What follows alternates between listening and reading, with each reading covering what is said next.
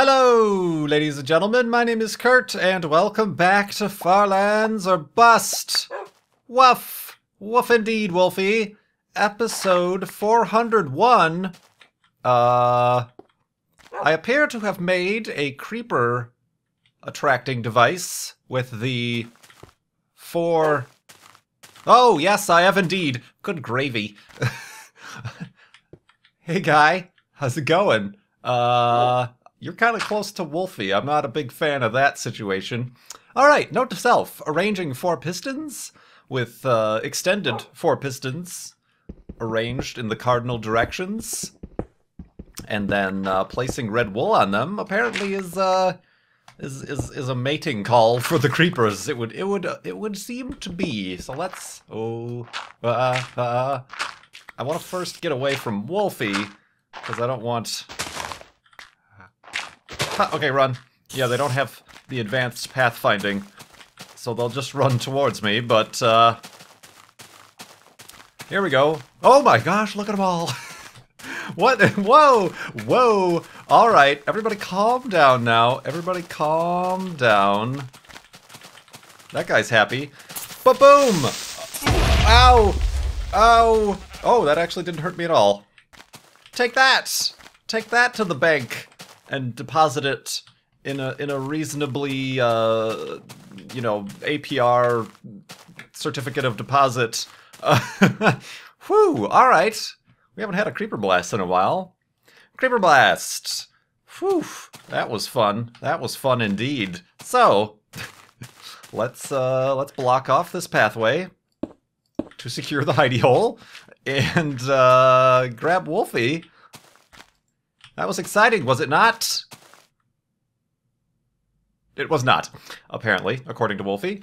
But yes! Whew! That was some crazy, crazy stuff going on right there. But yeah, here we are in episode 401. Beginning of the episodes in the 400s. For about the next year we'll be here, so certainly... Take your last look at the 4 pistons of episode 400-ness, and people suggested I should do something different with that one to indicate the direction I'm walking, but I don't have any, like, other... There's no yellow flowers around here. Oh, there's a yellow flower. Alright, I guess I'll color it yellow. What are you, yellow? You yellow-bellied creeper? Oh man, so indeed, an interesting start to the episodes that start with 400 here in Farlands or Bust. I should mention that it is Friday, September 5th, 2014. Had a little bit of a mix-up there with the video publishing for episode 400. I meant that to come out on Wednesday, since we are on a Monday, Wednesday, Friday schedule here with Farlands or Bust. Unfortunately, the fact that it ran for an hour, and then also the fact that I recorded for the first time in high definition, okay.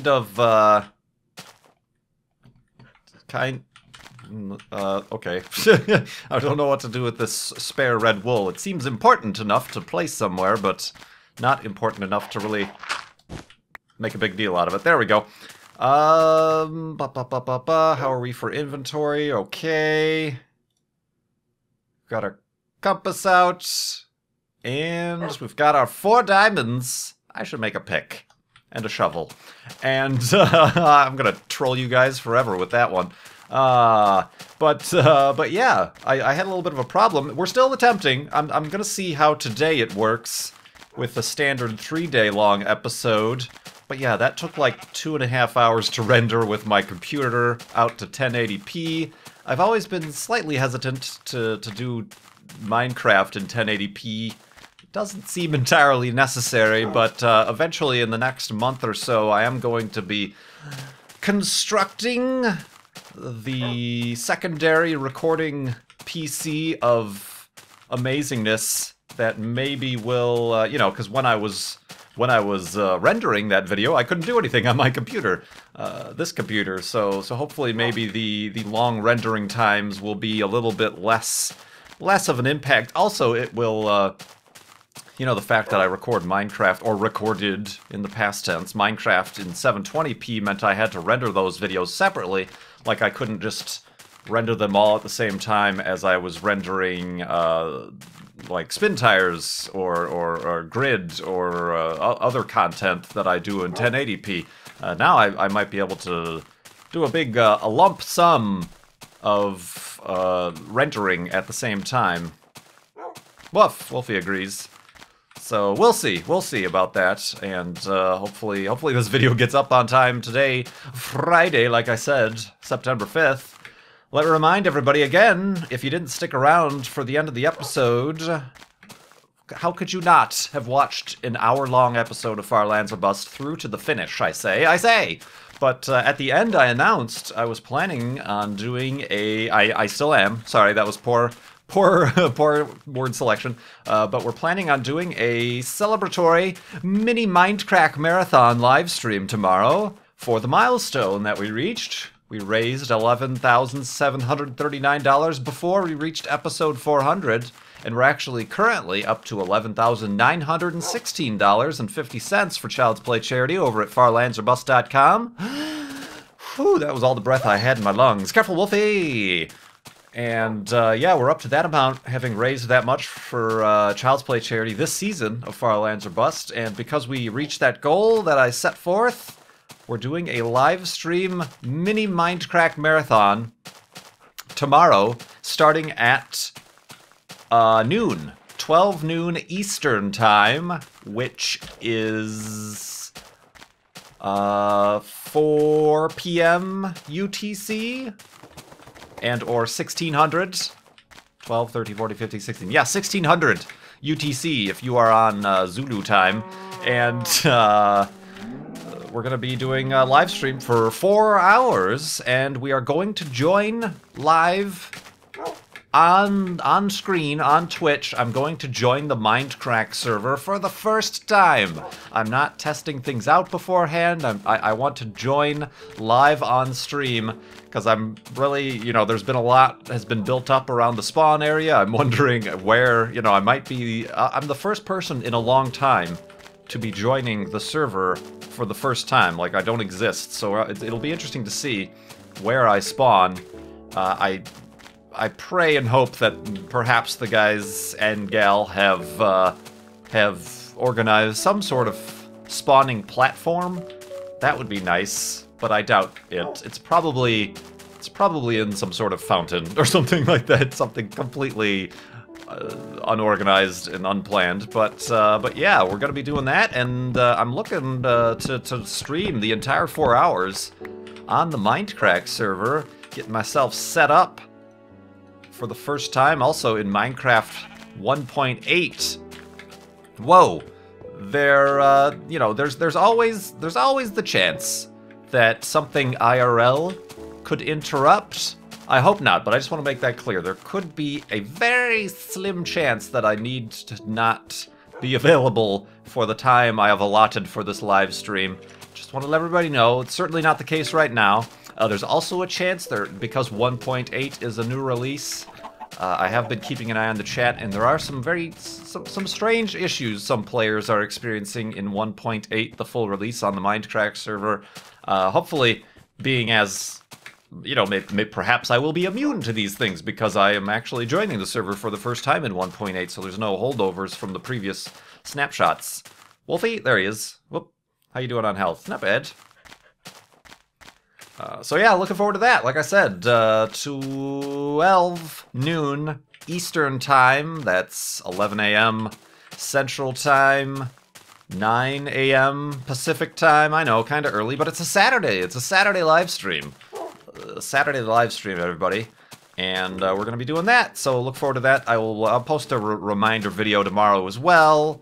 But I hope you can stop by and watch. I'll see about getting in a chat with, see if anybody else, any of the other Mindcrackers are available, and maybe we'll get them in the chat or have a tour or something like that. I kind of I'll talk about it when we do the live stream. I don't want to, like, set forth my plans or anything like that. I really don't have any plans. But, yeah, looking forward to that. Mini Mindcrack Marathon for the milestone for Far Lands or Bust with KurtJMac. Twitch.tv/KurtJMac. Look forward to that. The actual Mindcrack Marathon is happening the following Saturday. The 13th, I believe, is the date. And again, the reason that I wanted to kind of warn you guys that there's a minor slight chance I might not be available. Whoa, I said that weird. Be available at any time is also the reason why I didn't want to sign up for anything in the Mindcrack Marathon. But fingers crossed, everything goes as planned. And fingers crossed, we're going to continue walking to the Far Lands in the morning.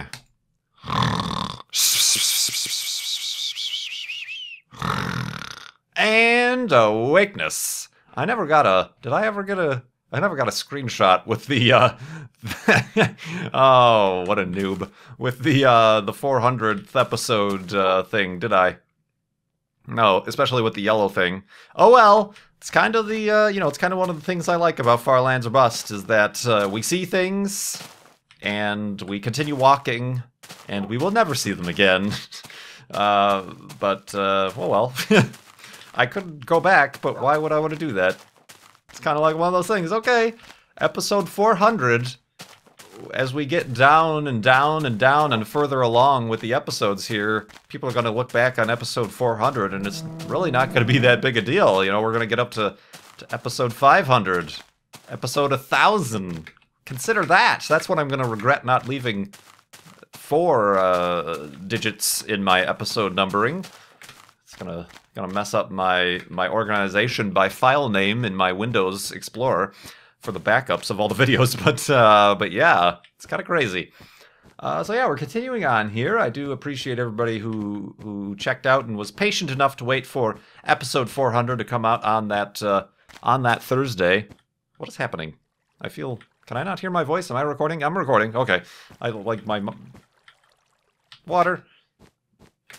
Oh, that's what happened. I have air conditioning, and the air conditioning turned off. I'm like, what? I don't hear a slight rumble in the background. No, it was just the ventilation overhead. Yeah, we got nothing to do. Just walking to the Far Lands. I can. Oh, it's Friday. I really did a terrible job of answering questions in the last video. I was preoccupied. I'm usually just walking and pressing the spacebar every once in a while, so I have time and to dedicate brain power to thinking about answering questions from fans, from donors to Child's Play charity, so I'll continue doing that. I was answering one from Alzeroth. I was corrected. I had not answered his series of questions before, but Alzeroth asked about what caught you off guard most about YouTube over the years, as you've grown over the years, and I kind of answered that one. He asked a few more questions here about YouTube in general. Well, actually, not YouTube at all. I changed my mind. He asks, what future event that is outside the scope of your lifetime would you wish you could see? Landing on Mars? Sun going supernova? See, this is the question that I saw that I thought I answered something similar to this in the recent past, but I guess not from Alzeroth. What could I see? Well, I hope the landing on Mars happens in my lifetime. If not in my late lifetime. Hopefully sooner than later, but hopefully that happens in my lifetime. Putting boot prints on Mars. Human boot prints, that is. That would be nice, but what future event beyond the scope of my lifetime? Oh, it might have been because I was answering something similar when I started to talk about the cryogenically freezing. I'm not sure which term is correct. I know I got it wrong in the episode, because about everybody and their mothers came to leave a comment about it in that episode. I suppose it might happen in our lifetime, but finding and or imaging an exoplanet with life. It's possible we might find evidence of life within our solar system in our lifetime. You know, I talked about Europa and all these moons of Jupiter and Saturn that have liquid and oceans under surfaces of ice. And it's very possible, if given the proper funding, a robotic mission could go out there and go swimming through those oceans and perhaps find active, living microbial life. That could possibly, I hold out hope that could possibly happen within my lifetime. The exoplanet thing, certainly we're already finding and categorizing thousands of exoplanets, some of which, a good hefty couple dozen of which are the right size and exist within the potential habitable zone of their system, of their star system. But to actually be imaging them with any resolution and or being able to through spectroscopy, being able to understand their composition, their atmospheres, perhaps their surfaces, that's a ways away as far as technology is concerned. We're building bigger and better telescopes. There's the ones that are going up on Chile, the VLT, the Very Large Telescope, or the EVLT, the Extremely Very Large Telescope. They have very uncreative names given to these things. The Gargantuan Telescope of giant scope and gargantuanness. So, yeah, I'm not sure if that will happen in my lifetime. Perhaps finding a planet with oxygen on it, we might be able to, through the study of the bands and spectroscopy. Careful, Wolfie! Careful, Wolfie! Oh God, no! Careful, Wolfie! It's just, you goob. Dangling on the precipice there. All right, let's get you back up to health, and we'll have to check out the next pig area, like that one right there.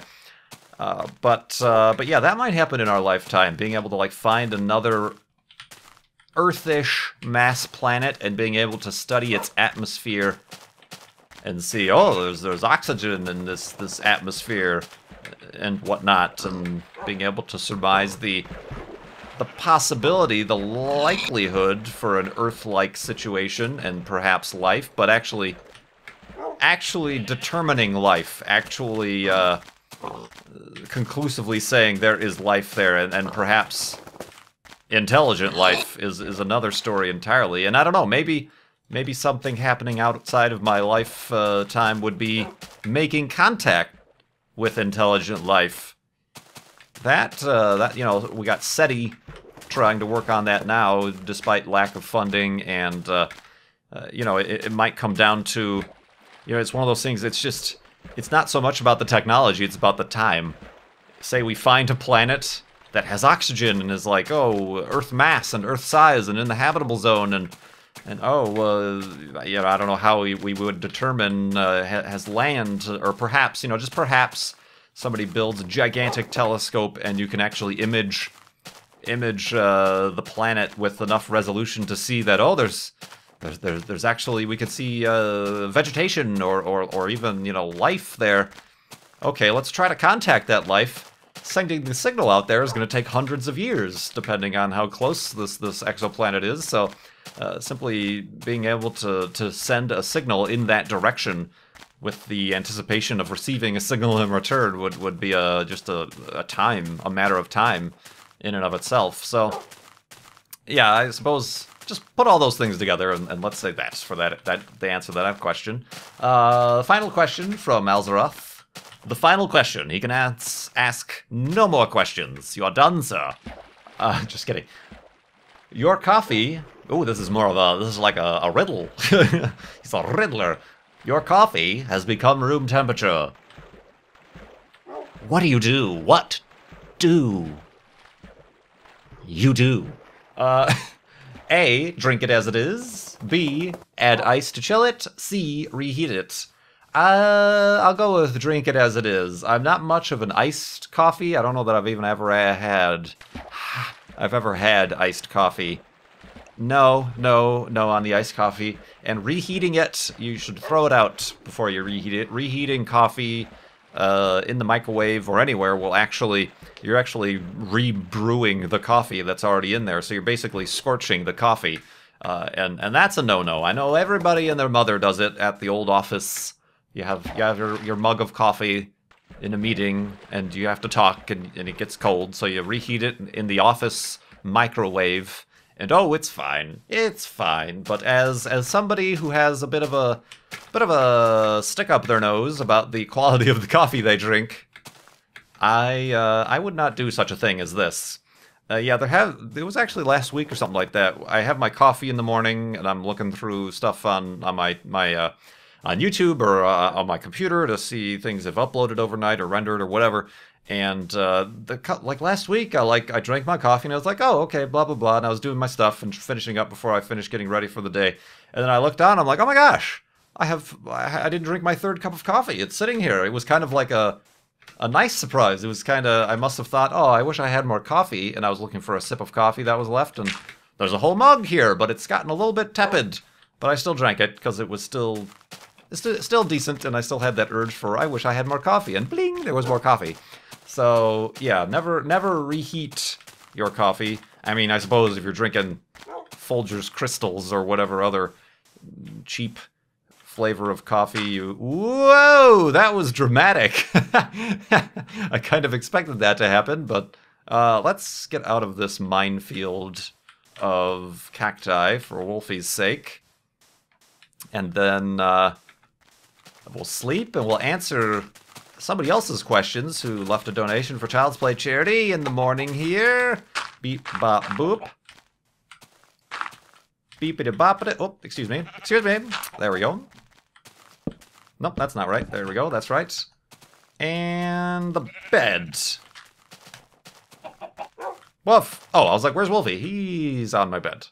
Can I sleep? Oh, he pushed me off a little bit.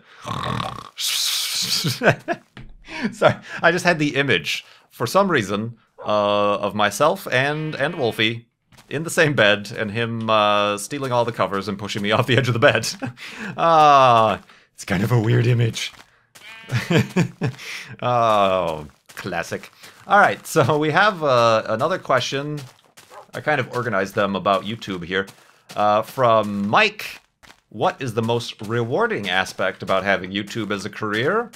Kind of similar question to what Elsrath asked that I answered in the 400th episode, but rewarding, I would say, is mostly in relation to having your own, being self-employed is very rewarding for me. Being able to work from home, you know, I talk to friends and family members who have jobs, and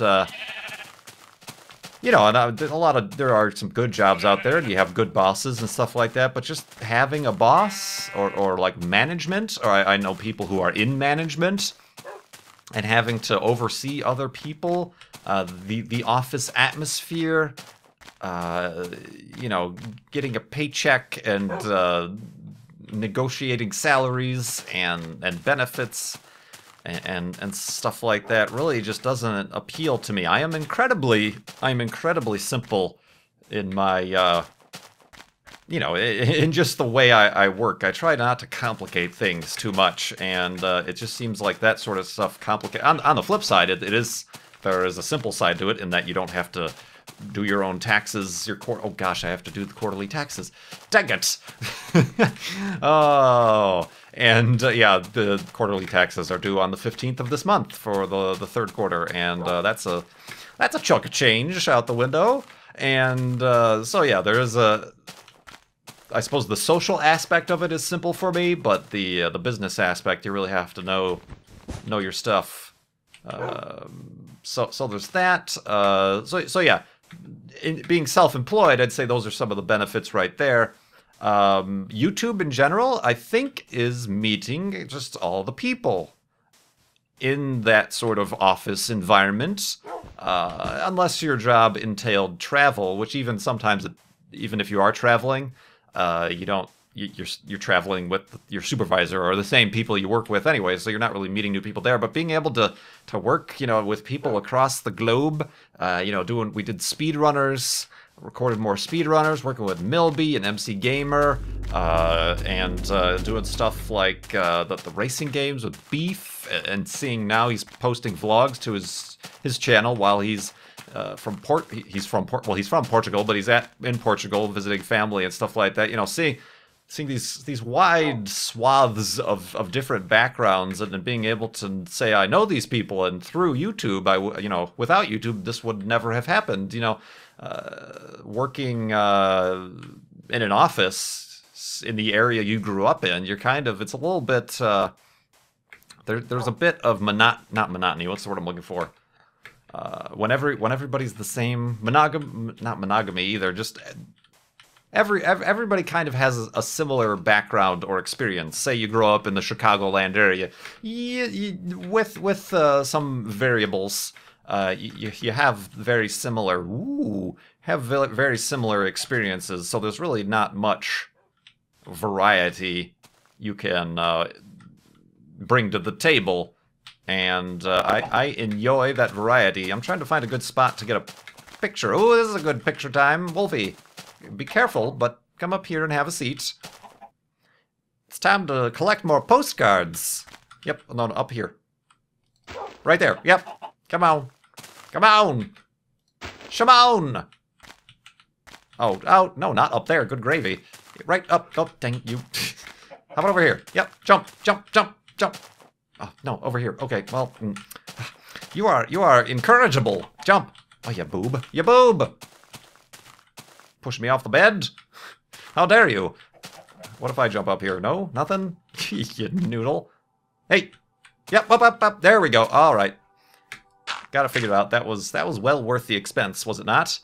All right. Picture time. No, look up. There we go. Picture time. Picture time. Everybody take some picture time. The picture time question. Oh, there we go. All right, that's enough. That's enough of that. Enough tourist activities. Let's continue on. Yeah, this seems safe-ish. Boop. Boop. Boop. Making my own stairwell. So that is a very rewarding aspect. And then, eventually being able to hopefully meet these people at different events and whatnot in person is kind of a cool thing. So yeah, there's that. Mike asks, what's the most challenging aspect? Well, it is the workload, and it's kind of what you put upon yourself. And as someone of my own personality who's a bit of a perfectionist, that was always my problem. As I'm not saying the things I'm doing or publishing or what I'm doing here is perfect, but I strive for it, and it tends to the saying is the perfect is the enemy of the good. That means you could spend forever and waste a bunch of time trying to achieve perfection when good enough is good enough and will allow you to get to the next thing. That was a problem when I was a graphic designer and web designer. I would be constantly like scrapping projects and starting over, or shimmying things from one pixel to the next. And while great for the billable hours, it really isn't great for time management and getting things done. And that comes into play doing YouTube. The challenging part of that is being able to deal. Careful, Wolfie. We are ascending. Having in any creative field, really, I suppose, trying to achieve perfection is a tough one. It's in your own mind's eye, and generally the people you're doing it for, the fans and whatnot, appreciate simply your best try, I suppose I could say. I suppose there's also the aspects of social media and the maybe not so great aspects of that, which, as of late have been incredibly apparent in the community. That's tough to deal with on part of a basis. Okay, this is not a place to be, Kurt. What are you doing, man? It's the cliffs of fall downitude. Woof, yeah, Wolfie knows. Is that? Oh, that. It's kind of, yeah. Well, maybe we can use water. Water bucket time. Oh yeah, I can make like a. Oh, it looks perfect. Oh, unless it doesn't. Yeah, it does. Okay, hold on, Wolfie. Hold on. Oh golly, gee willikers. All right, we're going to. Hopefully that went all the way down. Yeah. Okay. We made like a natural waterfall here. a natural looking waterfall anyway. Careful, Wolfie. Careful, Wolfie. Ah, careful, Kurt. Oh gosh, this is... Oh god, no. Let's just get him to spawn, maybe. Yeah, okay, he just spawned. Very nice, Wolfie. Woo! Woo! Dangerous. Neat. So yeah, there's that aspect of it is a little bit of a challenge, I suppose you could say.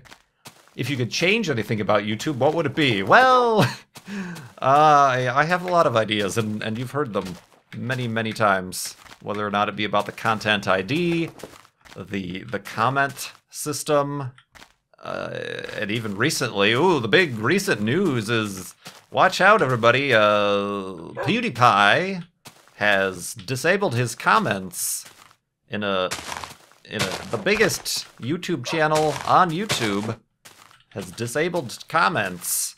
It's a big deal. It's a big deal.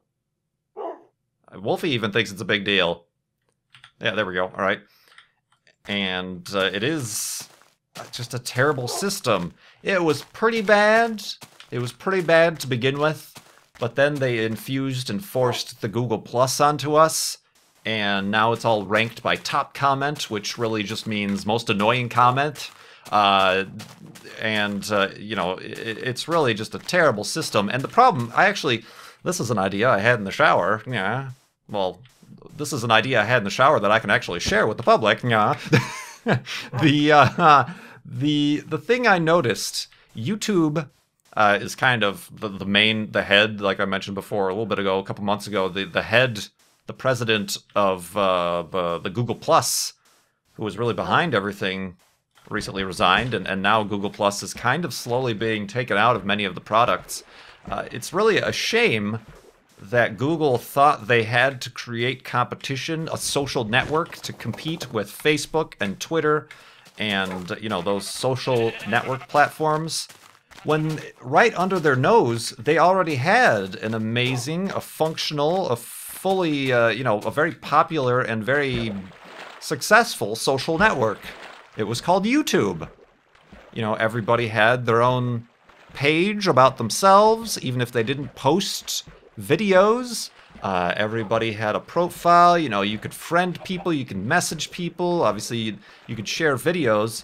But instead of building upon that as their quote-unquote social network, they decided to try to be copycat to the Twitter, to the Facebook, and then degrade the already pre-built, the already working, the already populated social network that was YouTube, with this new social network that they thought would be the bee's knees, and certainly is not, and then they tried to force feed it down everybody's throats. So that was kind of a, you know, if I had some sort of like internet tech blog or podcast, I would talk about that and write some fancy pants article about how YouTube, or how Google, excuse me, really just screwed themselves out of, you know, they already had something good. And then it would get reblogged and republished on Boing Boing and Ars Techna, and it would be just an amazing viral article hit. I don't know. But yeah, that was just something I thought of. I'm like, yeah, these nincompoops, they go and try to make a social network. And this was the second time they did it. They did, what was the thing that failed miserably before? It was that, like, they automatically signed up people for, and then suddenly people's messages were public to everybody. There's Google Plus, but what came before this? Google, oh god, I remember that. And it, they became under scrutiny for violating privacy, and Google, what the heck was that? I don't even remember what it was. It lasted like 2 weeks. So they tried that. You had one. You bought one for like $1 billion in 2006 or whenever you bought it. And it was under your nose the entire time, you idiots. What are you doing? So yeah, that's what I would change about YouTube. It would be the Googleification of it. But yeah, I can't, obviously there's the flip side. I can't complain too much. It's allowed me to do what I do and continue doing what I do for over 400 episodes. Remember, tomorrow, noon Eastern Time, Twitch TV/KurtJMac, a 4-hour mini Mindcrack marathon for the milestone of reaching $11,739 for Child's Play charity before episode 400. Please join me and check it out as I play Minecraft full release 1.8 for the first time on the Mindcrack server. And thank you so much for watching Far Lands or Bust and all your support. To the next 401 episodes. I'll say that every time with every episode now from now on. Thank you so much for watching. My name is Kurt. I will see you next time.